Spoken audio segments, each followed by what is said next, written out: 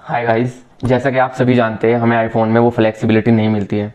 जब एक new user Android से आईफोन पर स्विच करता है तो काफ़ी दिक्कतें फेस करनी पड़ती है।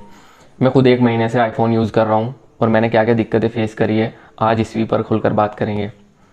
तो चलिए बात करते हैं एक न्यू आईफोन यूज़र को क्या क्या दिक्कतें फेस करनी पड़ती है। तो मैं सबसे पहले आपको फाइल मैनेजर के बारे में बताना चाहूँगा। जैसा कि हम सभी को शुरू से ही आदत होती है फाइल मैनेजर की। जब हम नोकिया यूज़ करते थे तब भी हमें फाइल मैनेजर का काफ़ी यूज़ होता था और एंड्रॉयड में तो काफ़ी फाइल मैनेजर सभी फ़ोन में देखने को मिलता है। और वहीं यहाँ पे आईफोन में iOS में फाइल मैनेजर है मगर वैसा नहीं काम करता है जैसे एंड्रॉयड में काम करता है। हम सब अपना जैसे एंड्रॉयड में सब अपने फ़ोल्डर बना के रखते हैं, इमेज रखते हैं, वीडियोज़ रखते हैं, वैसे iOS में नहीं है। हर बंदा अलग अलग फ़ोल्डर बनाता है जैसे पीसी में होता है। हर फोल्डर बना रहता है, किसी में मूवीज़ रहती है, किसी में फ़ोटोज़ रहते हैं, कोई पुरानी एल्बम बनी रहती है। वैसे आईफोन में ऐसा कुछ नहीं है, ऐसा कोई फ़ोल्डर नहीं बना रहता है। तो ये काफ़ी सारी दिक्कतें फेस करनी पड़ती है। तो आपको हमेशा एक फ़ाइल मैनेजर की कमी खलेगी यहाँ पे आईफोन में। तो अब बात आती है कॉल रिकॉर्डिंग की। कॉल रिकॉर्डिंग जैसा कोई फीचर नहीं है iOS में। आपको थर्ड पार्टी ऐप इंस्टॉल करनी पड़ती है मगर वो भी वैसे काम नहीं करती है। आपको उसी ऐप में जाके मेन डायलर से ही कॉल करनी पड़ेगी तभी आप कॉल रिकॉर्ड कर पाओगे, मगर वैसा मज़ा नहीं है। थर्ड पार्टी ऐप आपकी रिकॉर्डिंग सुन सकता है, तो ये एक अच्छा फीचर नहीं है आईफोन में। गाइस अब बात करते हैं इसका थर्ड डिफ़िकल्टी इसमें क्या है, वो है इसका कैलकुलेटर। कैलकुलेटर काफ़ी प्यारा सा है, काफ़ी अच्छा लगता है, मगर इसमें एक छोटी सी डिफ़िकल्टी है। फॉर एग्जांपल जब हम इसमें टाइप करते हैं, जैसे मैं 10 + 5 करता हूँ तो पूरा वो जो प्रीवियस में 10 डिजिट मैंने टाइप किया था वो यहाँ से इनविजिबल हो जाता है। तो आप इसमें एक पूरी लिस्ट नहीं बना सकते हैं जैसे एंड्रॉयड के कैलकुलेटर में पूरी लिस्ट बनी हुई दिखती है कि हमने प्रीवियस क्या क्या टाइप किया है। तो एक ये छोटी सी चीज़ है मगर काफ़ी मेरे को प्रॉब्लमेटिक लगती है ऐसी चीज़ें। सो एक ये चीज़ आपको समझ आप आई होप आप समझ गए होंगे।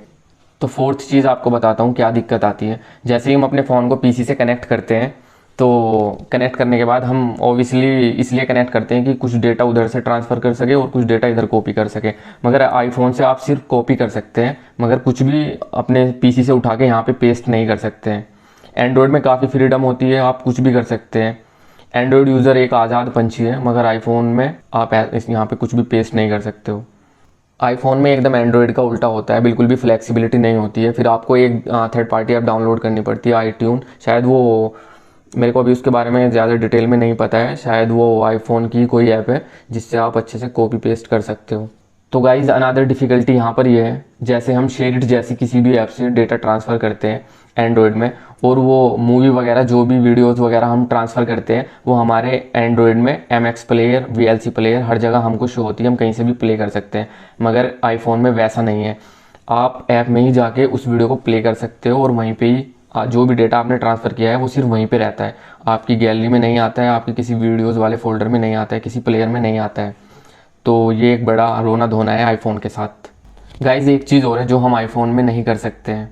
जैसे हम एंड्रॉयड में कोई भी एपीके कहीं से भी उठा के इंस्टॉल कर लेते हैं, कुछ ऐप्स हमें प्ले स्टोर पर नहीं मिलती है, हम गूगल से डाउनलोड करके जुगाड़ लगा के जब हमें ज़रूरत होती है तो हम काम चलाने के लिए वो इंस्टॉल कर लेते हैं। मगर आईफोन में ऐसा कोई जुगाड़बाजी नहीं है, कहीं से भी कोई भी चीज़ उठा के इंस्टॉल नहीं कर सकते हैं। जो इसका अपना आई स्टोर वगैरह है वहीं से ही हम ऐप को इंस्टॉल कर सकते हैं। और गाइज मोस्ट ऑफ ऐप्स यहाँ पे पेड ऐप्स हैं, फ्री में बहुत कम ऐप्स अवेलेबल होती है, तो वैसा कोई चीज़ यहाँ पे नहीं है। और इसीलिए आईफोन इतना सिक्योर रहता है, यही रीज़न है इसकी सिक्योरिटी का कि आप कहीं से भी कुछ भी उठा के यहाँ पे इंस्टॉल नहीं कर सकते हो, यही रीज़न है। और गाइज एक चीज़ और फेस करनी पड़ रही है मुझे यहाँ पे, वो है इसका व्हाट्सएप डेटा ट्रांसफ़र। मैंने एंड्रॉयड से आईफोन पे स्विच किया है मगर यहाँ पे तो मैं उम्मीद ही छोड़ चुका हूँ क्योंकि मेरा डेटा ट्रांसफ़र होने की मुझे कोई उम्मीद ही नज़र नहीं आ रही है।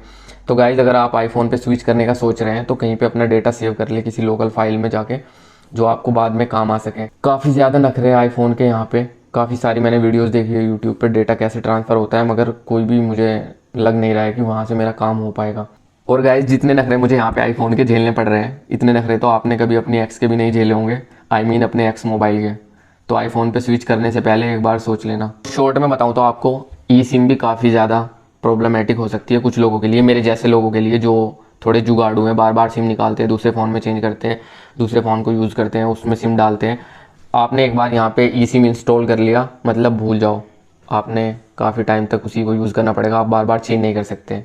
ये भी एक इसकी छोटी सी चीज़ है। एक वर्जन आता है इसमें हांगकॉन्ग वाला जिसमें 2 फिजिकल सिम के लिए रहता है मगर सभी में नहीं हो, ये भी एक इसकी नेगेटिव पार्ट है। और अब बात आती है ट्रू कॉलर की। अननोन नंबर से हमारे फ़ोन पे कॉल आती है तो ट्रू कॉलर हमें बता देता है कि किसकी कॉल आ रही है। तो हमें फ़ोन उठाना होता है तो उठाते हैं, नहीं उठाना होता है तो यहाँ से पावर ऑफ करके रख देते हैं, फ़ोन नहीं उठाना है। अब आपको आईफोन, अगर आप आईफोन पे स्विच कर रहे हो तो आपको फूफो, बुआ, खाला, मौसी सबकी कॉल उठानी पड़ेगी। ठीक है, ये भी एक इसका नेगेटिव पार्ट है।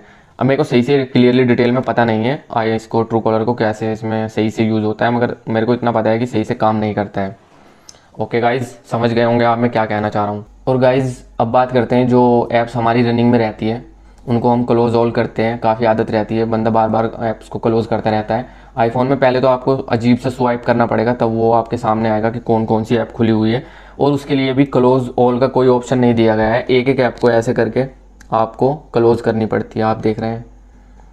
तो ये भी थोड़ी सी छोटी सी चीज़ है मगर काफ़ी टाइम टेकिंग होती है। जब आपको एक इतनी सारी, कभी कभी होता है कि 10-15 ऐप हम एक साथ खोल लेते हैं, फिर सबको एक एक करके आपको स्वाइप अप करके क्लोज करनी पड़ती है। छोटी सी चीज़ें मगर काफ़ी नेगेटिव पार्ट में मैं इसको काउंट करता हूँ। पर्सनली मेरे को ये अच्छा नहीं लगता है, बार बार इतनी बार स्वाइप अप करना पड़ता है। और गाइज़ हम सभी रात को लेट नाइट वीडियो कॉल करते हैं, आई मीन दिन में भी करते हैं, लेट नाइट में भी करते हैं। मगर अगर हम किसी से वीडियो कॉल पे बात कर रहे हैं व्हाट्सएप पे और हम ऐप से बाहर आ जाते हैं तो सामने वाले को हमारा कैमरा ऑफ हो जाता है, उसको हमारी वीडियो नहीं दिखाई देती है। तो ये भी मतलब सामने वाला समझ जाता है कि बंदा अवॉइड कर रहा है, इंटरेस्ट नहीं ले रहा है वीडियो कॉल में, वो फ़ोन से बाहर, अपनी ऐप से बाहर आ चुका है और फ़ोन में कुछ और करने लगा है। ये भी एक इसका नेगेटिव पार्ट है, ये भी एक अच्छा फीचर नहीं है।